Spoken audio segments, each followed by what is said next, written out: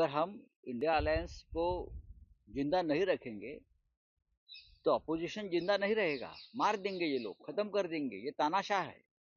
एकनाथ शिंदे गुट का ये निर्णय है।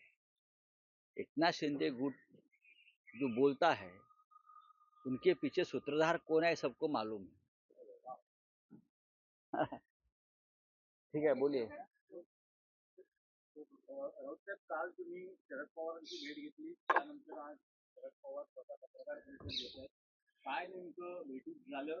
महाविकास आघाडी इंडिया अलायन्सच्या ऐक्याचाही विषय आहे आणि अमित शहानी केलेल्या टीकेचाही विषय आहे. शरद पवार साहेब आणि मी भेटलो, यात नवीन काय? महाराष्ट्रामध्ये एकमेकांना भेटत राहिलं पाहिजे. कटुता जी आहे ती सत्ताधारी पक्षामध्ये, महाविकास आघाडीमध्ये कोणत्याही प्रकारची कटुता किंवा भेदाभेदी नाही. पवार साहेबांची आणि माझ्यामध्ये नक्कीच चर्चा झाली. आज पवार साहेब पत्रकार परिषद घेत आहेत, त्यावर लक्ष ठेवा, इतकंच मी सांगेन.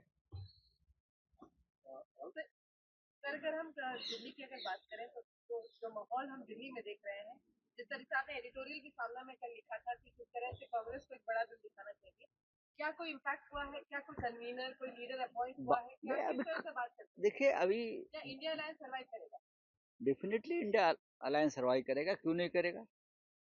अगर हम इंडिया अलायंस को जिंदा नहीं रखेंगे तो अपोजिशन जिंदा नहीं रहेगा, मार देंगे ये लोग, खत्म कर देंगे। ये तानाशाह है, खतरनाक लोग हैं हमारे सामने। दिल्ली में क्यों नहीं? बात ऐसी है कि जैसे हमने कहा, ये बात सही है कि इंडिया अलायंस लोकसभा चुनाव के लिए ही बना था, लेकिन उसको अब बरकरार रखना देश की जरूरत है, लोकतंत्र की जरूरत है। विधानसभा दिल्ली की है, अब वहां कांग्रेस और आम आदमी पार्टी दोनों को लगता है कि हमारी ताकत है, दोनों लोकसभा में एक साथ लड़े थे, एक भी सीट नहीं जीत पाए। अगर बैठकर उसमें कुछ सुलह हो जाता तो हम सबको आनंद हो जाता। वैसे महाराष्ट्र में भी हमने कहा है कि जो लोकल बॉडी चुनाव है वो कार्यकर्ताओं के चुनाव रहते हैं, वहां हमको अलायंस करना मुश्किल होता है, लेकिन विधानसभा और लोकसभा में जरूर हमारा अलायंस रहेगा, उसमें कोई दो राय नहीं है। लेकिन ये जिस तरह से खबरें आप दे रहे हैं कि इंडिया अलायंस टूट गया, महाविकास आघाड़ी टूट गई, ऐसा नहीं है। अलग अलग पार्टी है, अलग अलग विचारधारा होती है। हम एक साथ आते हैं लोकतंत्र के लिए, संविधान के लिए, लोगों के लिए, तो सबको कुछ ना कुछ कॉम्प्रोमाइज करनी पड़ती है। जैसे कि हम ये हमेशा कहते थे कि भारतीय जनता पार्टी बड़ी पार्टी है। जब हम एनडीए में थे तो भारतीय जनता पार्टी बड़ी पार्टी होने के नाते, बड़ा भाई होने के नाते दिल्ली में सबको संभाल कर आगे जाने की जिम्मेदारी बीजेपी की रहती। वैसे ही कांग्रेस पार्टी हमारे अलायंस में एक बड़ी पार्टी है।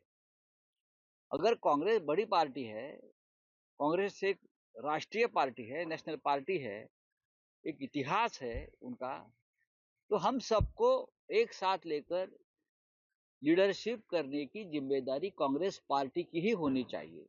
ये हमारी हमेशा राय रही, उद्धव ठाकरे साहब की भी राय रही। और डायलॉग होना चाहिए हमेशा। अगर डायलॉग नहीं होगा तो कौन सी भी युति, अलायंस, फ्रंट, हाँ, ये ज्यादा दिन तक सर्वाइव नहीं करते। बोलिए। एक विषय होता की उद्धव ठाकरेंनी बाळासाहेबांच्या विचाराची प्रतारणा केल्यानं त्यांची बाळासाहेबांच्या राष्ट्रीय स्मारकाच्या अध्यक्षपदावरून हकालपट्टी करा असा ठराव शिवसेना शिंदे पक्षाच्या बघा, एक लक्षात घ्या, ही त्यांची सत्तेची मस्ती आणि माज आहे. बाळासाहेब ठाकरेंच्या विचारांशी कोणी गद्दारी केली हे महाराष्ट्र जाणतो. दिल्लीचे बूट चाटणं, बरं का, दिल्लीचे बूट चाटणं, महाराष्ट्राला खड्ड्यात घालणाऱ्यांच्या बाजूने उभे राहणं, हे जर मोठं कार्य असेल तर ही आताचा जो गट आहे शिंद्यांचा तो ते करते. आम्ही स्वाभिमानानं उभे राहिलेलो आहोत. अटल बिहारी वाजपेयी जे असतील, अडवाणी जे असतील, त्यांच्याबरोबरचे आमचे काय संबंध होते हे यांनी समजून घेतलं पाहिजे. आणि आता जे कोणी हे फडफड करतायत, बरं का, पाळलेले पोपट, तर त्यांना हा बोलण्याचा अधिकार नाही. त्या सगळ्यांनी हिंदुहृदय सम्राट बाळासाहेब ठाकरे यांच्या शिवसेनेची शक्ल उडवून महाराष्ट्राचं प्रचंड नुकसान केलेलं आहे. हे काल ज्या पद्धतीनं अमित शहा महाराष्ट्रात आले आणि माननीय शरद पवार साहेबांनी उद्धव साहेबांवर बोलले आणि बोलून गेले, पिचकाऱ्या टाकून गेले, हे जर यांना मान्य असेल ना, हे जर त्यांना मान्य असेल तर हे महाराष्ट्रद्रोही लोक आहेत. आज फक्त हातामध्ये सत्ता आहे, पैसा आहे, म्हणून त्यांची ही मस्ती चाललेली आहे. माननीय हिंदुहृदय सम्राट बाळासाहेब ठाकरे यांच्या स्मारक समितीच्या अध्यक्षपदावरून उद्धव ठाकरे यांना काढा असं बोलताना यांच्या जीवात झडत कसा नाही का, हा माझा प्रश्न आहे. नमस्कार, पण तुमच्या पक्षामध्येही हा आता खूप उमटू लागला आहे. भास्कर जाधव जे तुमच्या पक्षाचे नेते आहेत, असं म्हणतात की शिवसेनेची जवळजवळ काँग्रेस झाली आहे. निवडणूक काळातील पदाधिकाऱ्यांच्या कार्यपद्धतीवरही त्यांनी नाराजी व्यक्त केली आहे आणि जुन्या शिवसैनिकांच्या सूचना ऐकल्या जात नाही असंही नाही, मला भास्कर जाधव यांनी भास्कर जाधव काय बोलले ते तुमच्याकडनं मला समजतंय. त्यांच्याशी मी चर्चा करेन. आमचे सहकारी आहेत, ते अनेक वर्ष ते राजकारणात आहेत, शिवसेनेमध्ये आहेत, त्यांचा राजकारणाचा अनुभव दांडगा आहे. आम्ही नक्की त्यांच्याशी चर्चा करू. पण पक्ष संघर्षाच्या आणि कठीण काळातून जात असताना आमच्यासारख्या नेत्यांची जबाबदारी आहे की अत्यंत जबाबदारीने आणि संयमाने काम केलं पाहिजे. प्रत्येक गोष्ट प्रत्येकाला पटतेच असं नाही. शिवसेना प्रमुखांनी घेतलेल्या भूमिकांवरती सुद्धा मतभेद झालेले आहेत, हे लक्षात घेतलं पाहिजे. तरीही बाळासाहेबांनी हा पक्ष ताकदीनं पुढे नेला आणि आम्ही सगळे त्या प्रवासातले त्यांचे साथी आहोत.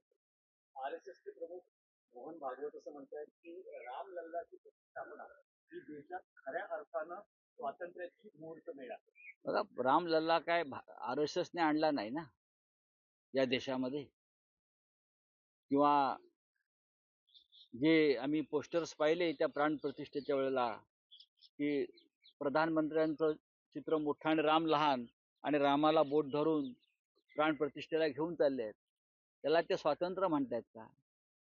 स्वतः राम पारतंत्र्यात आहे.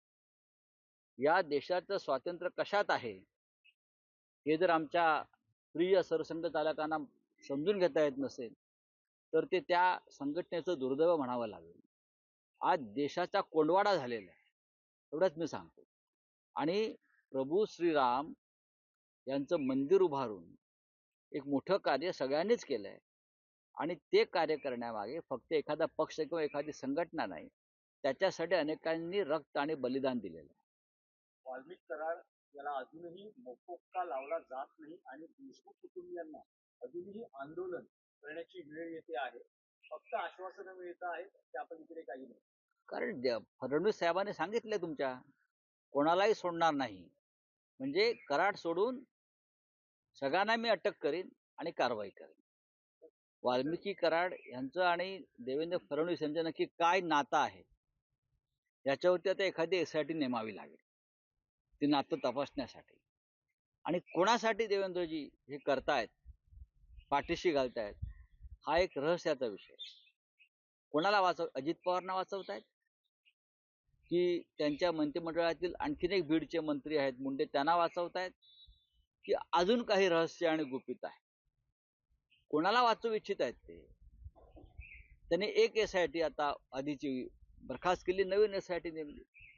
आता वाल्मिकी कराडना का वाचवलं जात आहे, फडणवीस का वाचवत आहेत, यासाठी वेगळे SIT नेमायला हवे.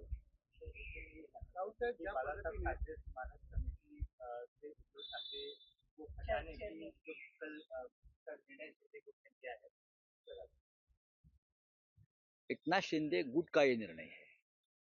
एकनाथ शिंदे गुट जो बोलता है उनके पीछे सूत्रधार कौन है सबको मालूम है. अगर इस प्रकार की भाषा ये लोग करते हैं तो 40 साल तक ये लोगों ने ठाकरे फैमिली का जो नमक खाया है ठाकरे फैमिली का, उसे नमक हरामी ही बोलना चाहिए.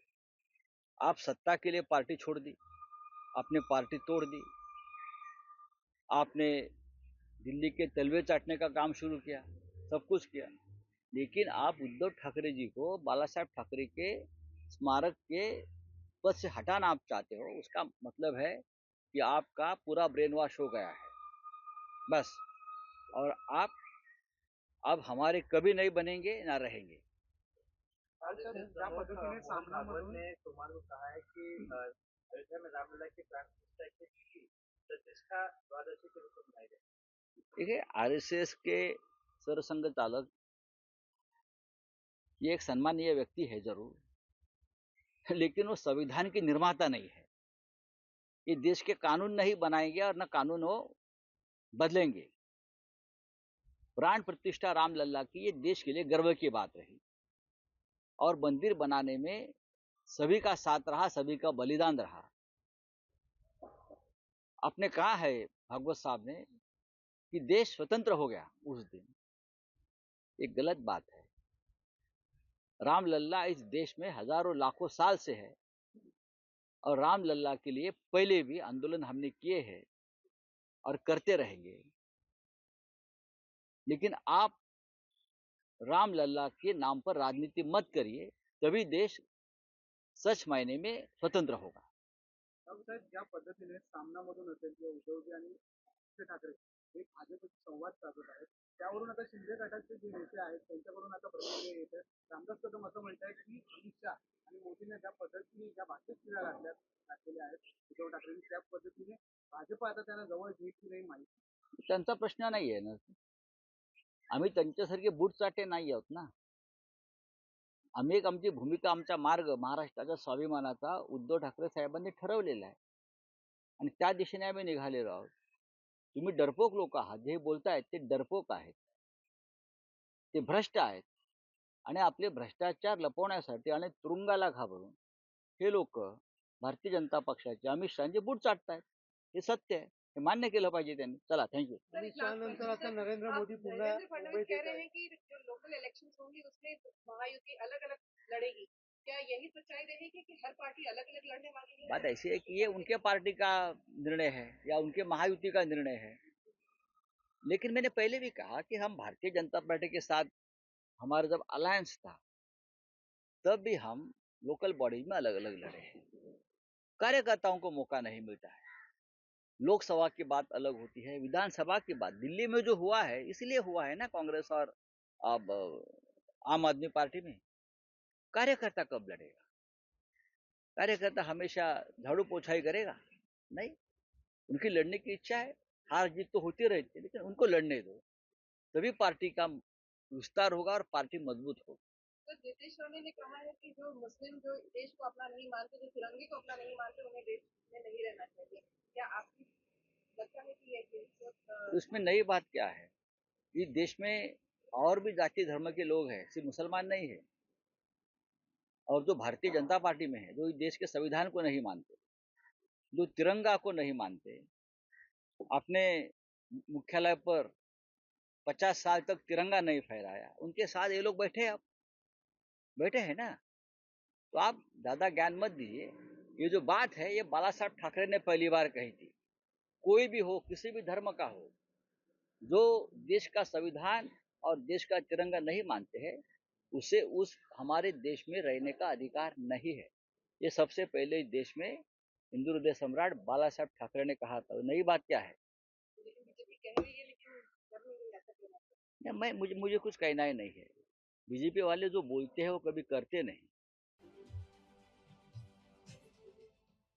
देश विदेशातील प्रत्येक घडामोडींचे लाईव्ह अपडेट मिळवण्यासाठी आता साम टीव्हीच्या सर्व सोशल मीडिया प्लॅटफॉर्मला लाईक, फॉलो आणि सबस्क्राईब करा।